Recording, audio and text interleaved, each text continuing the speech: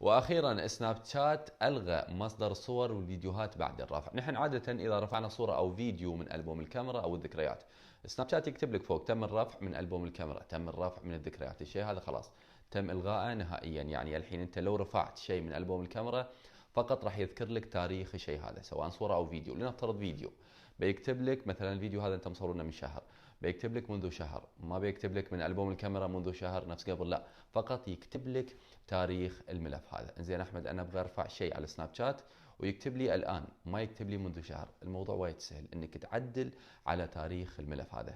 كيف؟ تابع وياي. الحين على سبيل المثال انا عندي هذه الصوره مصورينها تقريبا من شهر، فممكن نرفعها على السناب. ندخل على السناب، من ثم الذكريات، من ثم البوم الكاميرا، من ثم نضغط على الصوره، ممكن نعدلها او ايا كان، بعدها ارسال الى، من ثم قصتي، من ثم ارسال.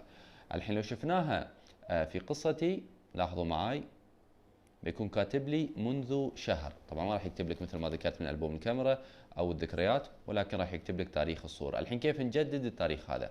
بكل بساطه، ادخل على الاستوديو، افتح الصوره، من ثم اسحب الشاشه بهذا الشكل، وتحصل عندك كلمه ضبط هني، اضغط عليها بهذا الشكل، من ثم عدل التاريخ لتاريخ اليوم ولنفس الساعه.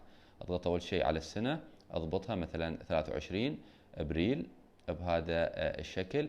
اليوم تختار بهذا الشكل، والساعة حاليا مثلا 4، فنحدد الساعة بشكل صحيح، وأيضا الدقيقة بشكل صحيح 17. نضغط ضبط. الحين نرجع وندخل سناب ونرفع الصورة بنفس الطريقة تماما. لاحظ معي هذه الصورة نضغط عليها، ننزلها ستوري. الحين ممكن نلاحظ